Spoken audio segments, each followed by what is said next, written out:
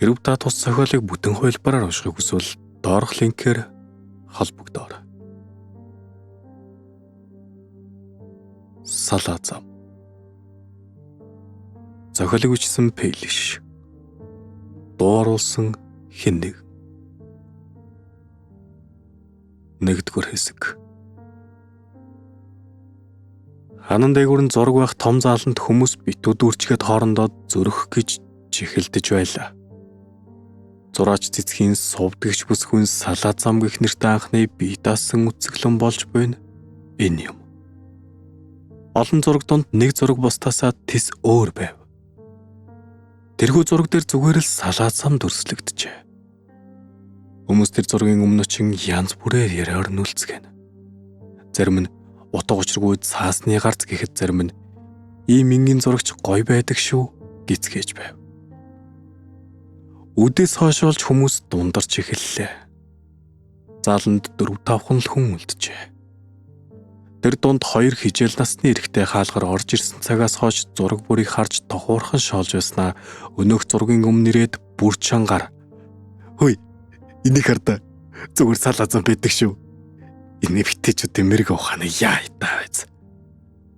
гэд беби рүүгээ харж хан цойрооттол инээцгээл. Эргэн тойронд байсан хүмүүс тэр хоёр руу бүтүүлэг амьтад. Годомж мэдэрлээд явж байхгүй юундаа ишээ орж ирсэн бол гих илт дургуутсан харцыг хідэнтэй илгээцгээв. Энэ хоёрыг нүдний булангаар харуул ихэр мэт маш адилхан дүр төрхтэй ажээ. Оюул ангор нүд, дув дугуй хэлбэрийн бор царайтай. 9 сартай жирэмсэн байх та гэмээр гизтэй нөгөөдхөөсөө арай өндөр. Нөгөө юу гэдэг лээ? Нөгөө эмгтээчүүдийн ухаан нурт үсэн богино гэдэг үлээ гэж хэлээд хажууд руугаа харан амаа мушилцууллаа. Гэвч өмнөх шигээ заал дөрөгтлөө хүрэхэд хажууд нь зогсох эрэгтэй зөвшөөрөл дутаж байгаа бололтой. Тэгтэл ардаас нь үсэн нурт ухаан нь богино гэдэг юм. Гэхдээ энэ эмгтээчүүдийг ухаан муутай гэж доромжилсан зүрэг биш л дээ гэж хэлэх бүсгүйхүүний шингэн хоолой сонсогдлоо. Тэр хоёр зэрэг түүн рүү эргэж харав. 30 нас ширгэж байгаа болов уу гэмээр бүсгүй байлаа. Нүрлүн тогтож харвал үнэхээр үтсгэлэнтэй ажээ. Тоглон шиг давхраатай алганууд, уртхаар сормус, хэн нэгэнд тэгшилж гисэн мэт тэв тэгшхэн өндөр хамар, нэмгэвтэр орвол. Бүсгүй өөрлүүн ширтэж хүшиж оргисон эрчүүд рүү ээлжлэн хараад яриагаа өргөлжлүүлж "Наад зурагч нь харагдаж байгаагаас илүү гүнзгий утгатай шүү. Өнөөдөр хүмүүс янз бүрээр л ярьж байгаа нь сонсогдсон. Гэхдээ та хоёрыг яалтчгүй чанга болохоор ирлээ" гэд инэв. "Тэгэд юу гэсэн утгатай нэ?" гэж намхан нь их л төв царай гарган асуув. Хүн болгон хүссэн хүсээгүйгээсээ үл хамааран салаа замтай учирдаг юм шүү дээ. Та хоёр ч гэсэн таарсан л байх. Эсвэл таарах байх. За, ойлгосон гэж найдаа. Гэснээ өндөр өсгийтер газар тор торхийн дугарган заалнаас гарч одов. Ийм ухаалаагүй хэлхийн чинээ санаагүй байсан тэд хэлэх үггүй болж бодлого ширсоор ард үлджээ. Сувд гарч ирээд шатны баруун талд байрлах сандал дээр суулаа. Гадаа урин хавар аль хэдийн айлчлан ирсэн байв. Урд урн алхан өнгөрөх хүмүүсийн нүрэнд аз жаргалтай бөгөөд хэнийг ч хамаагүй хайрлахад бэлэн байдал ажиглагдана. Магадгүй тэд доторх уйтгар гуниг зовлон бэрхшээлээд төрхөөж гаргачгаад өнөөдрийн дулаан элчинд бээрсэн зүрх сэтгэлээ ээж буй бизээ. Сувд эргэн тойрноод дээрээс доош баруунаас зүүн хүртэл зураг дарж буй мэтэр төвлөрөнгөө харж дуусснаа. Яг ийм өдөр байсан да. Хэмээгээд дурсамжийнхаа том хар авдарлуу оюу ухаанаа бүхлээр нь хийчихлээ. 10 жилийн өмнөх яг энэ өдөр юмсанжээ. Нар жаргаж байлаа. Ямар ч тач уулны цаагуур орохынхаа өмнө 4 өндөр орон сууц дундах тоглоомын талбай дээр наадах хүүхдүүд рүү мишингээ гар даллаж амжсан юм. Одоо улаан шаргал өнгө дэлхийг бүхэлд нь нөмөрч авчээ. Сувд дээр орон сууцуудын хамгийн зүүн талын байрны хажууд байх зам дээр жижиг суудлын машинаас бууж байлаа. Тэгэд орон сууцуд руу зөвлөв. Шалгалтаас хоцорч буй оюутан шиг учиргүй ярахаж. Бүр зам дээр унсан гялгарууд зөрж өнгөрөхт нь хиссэн гэж. Тэр урт хар үсээ задгаа тавьж хүрэн савх өмссөн байв. Доогуур нь улаан даашинсны хормоод дэрвэ гэж. Гартаа дунд зэргийн хэмжээтэй цагаан цүнх атгажээ. Төв хэрийн урттай улаан өндөр өсгийд дээр соромгой наргагүй алхална. Сувд тоглоомын талбайн дунд байрлах гул суурин яг урд нь зогссноо уцаа гаргаж ирээд дугаар оруулан хэн нэгэн рүү залгав. Би хүрээд ирлээ.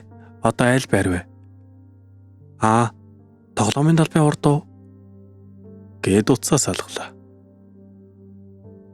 Талбай доторх байсан өсвөр насны хөвгүүд түүн рүү сэмхэн харцуун гахаж.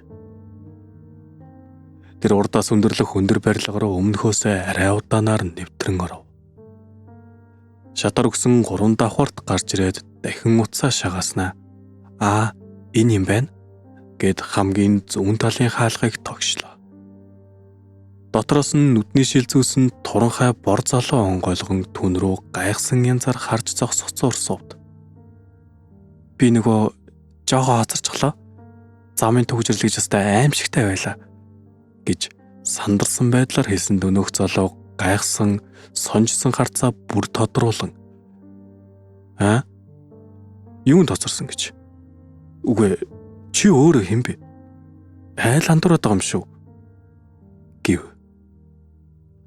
Сод уцаа цүнхнээсээ гаргаж ирэн дэлгэснээс нь нэгэн зүйлийг нүдэрээ түргэн гуйлгаж уншснаа. Чи чинь алдар мөн биз дээ? Энэ хаяг чинь яг мөн л байна да? Нэр найзууд чинь намайг явуулсан. Чамд гинтийн бэлэг барина гэсэн байх шүү гэлээ. Залуу хэсэг хан ширтэн бодлогоширч байснаа. За яах вэ? Ороод хэмэв. Дотог шаруул нэг өрөө байр байлаа.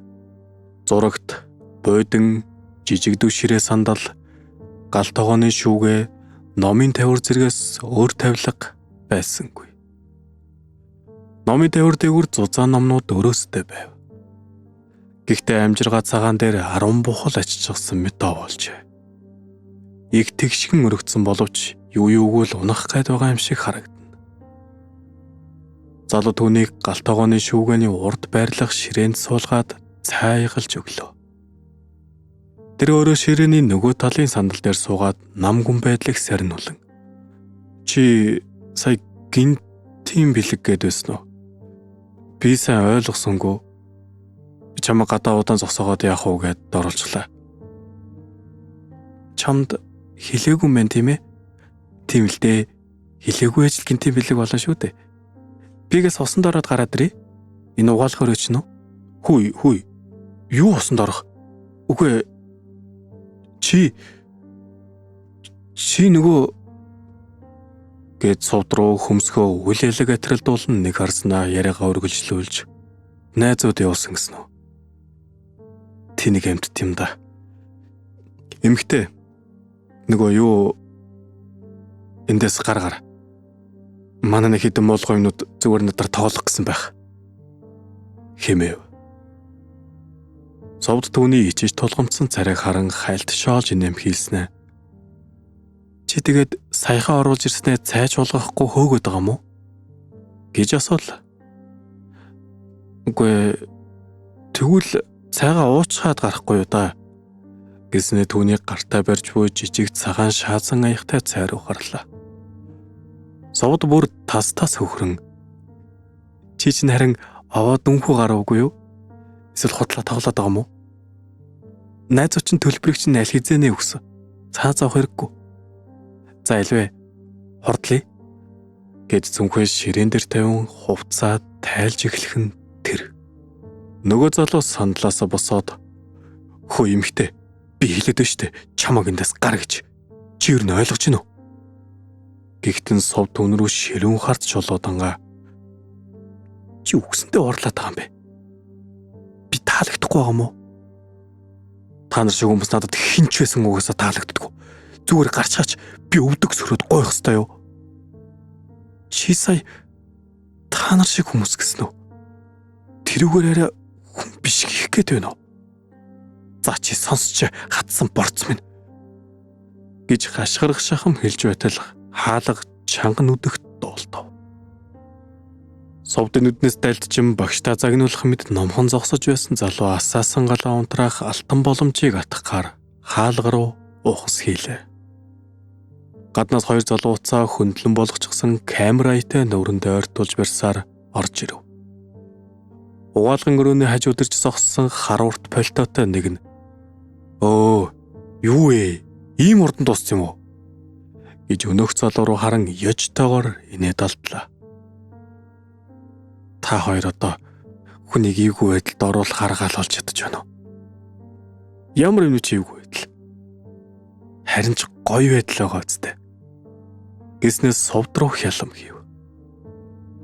Совд тэднийг харалтай ажиглаж байсан болохоор энэ үйлдэлд нь хариулж. Би мөнгөийг чи буцааж өгөхгүй шүү гэлээ. Орж ирсэн хоёр залуу түүн рүү асуусан харцаар харж иглэх хооронд өнөөх залуу совдод хандан "Чи ажлаа дуусгачихсан биз дээ? Тэгвэл тэгээд хүнд оромжлоод байлгүй гарч үз" хэмэв.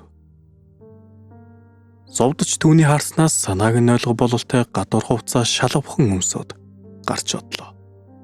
Тэр замын турш нөгөө алдаргагч залуугийн тухай бодон хэсэг ямар ичимхий байсныг нь шолон нээж хэсэг та нар шиг хүмүүс таалагддаггүй гэж хэлснийг нь бодон уурсан явлаа.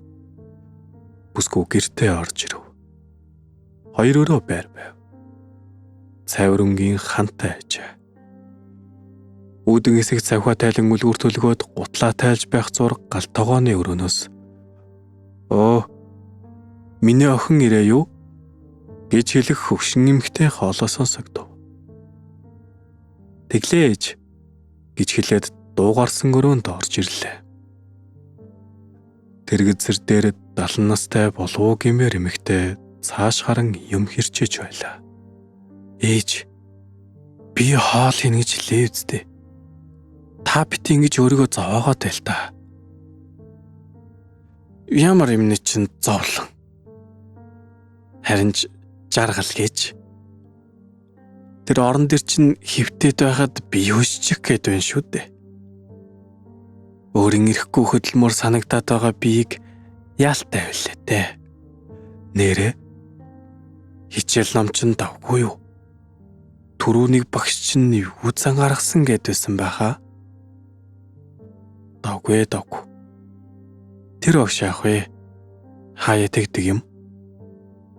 Зөв. Болж дээ. Хүн гэдэг чинь солонгоос олонгийн аашаа гаргадаг амтэн шүү дээ охин минь. Гэж хэлж дуусхуугүй юу баруун гартаа атгсан хутгаа газар унгаа ачглаа. Зовд доош утга руу хайлтнуудээ гүйлгэснээр шууд ээжийнхээ унжсан баруун мөрлөө гуниг цалгисан харцаар харав. Өө, уул нь гайгүй болоод байсан юмсан. Буцаад алтаа тавьдаг болж байгаа юм байх та. Хэмээн уулга алдснаа хутгыг авах гэж гар сонготол совд түүнээс урдаж газраас шүрээд "За ээж, та цаанаа зурагтаа үзээд байж вэ? Бигээл хоол хий" гэв. Ээж нь түүн рүү харж мишээснээ өрөөрүүгээ зүгэллээ. Совдын хоол хийх зур тархинд нь хэдэн сарын өмнөх үйл явдлын талаарх дурсамж зогсоо цайгүй эргэлдэж байлаа. Уг нь эдгээр дурсамжууд түүн тархины хамгийн харанхуй хэсэгт байдаг мөртлөөл тод гэрэлтэх ажээ. Сургуулаа тараад гэрлүүгээ автобусан суугаад харж байснаа чигэлзэн хүмүүс дундаас арайхийн гарч ирээд ухаан жолоог үгүйсээр эмнэлэгт ирснээ. Мөн мис засал хийх хэмжтэй өрөөнд нь нуултж байсан зэрэгээс саналаа. Тэр 40 орчим настай тарган шар эмч түүнд хандан "Ээж чинь тархины судасаа гарч Яралтай цусаар л хаалгаа их шаардлагатай. Уг Уг настай хүнд бол эрсдэл маш өндөр. Гэхдээ хийхгүй болноос орно. Юу гэж энэ мессасын төлбөр нь 50 сая орчим болох байх шүү. Эртэн хэлэхгүй бол асуудал үүсэж магад, тийм ээ? Гэж өгүүлснээр түүнийг дээрээс доош нүдэрээ гүйлхэн харав. Нулимс нь өөрөө л дор мэдэн орсож байсан сувд тэр үгийг сонсоод бүр твдэн сая 50 сая гэв. Надад тийм их мөнгө байхгүй шүү дээ эмчээ. Өөр арга чарга алах уу? Өөр арга уу?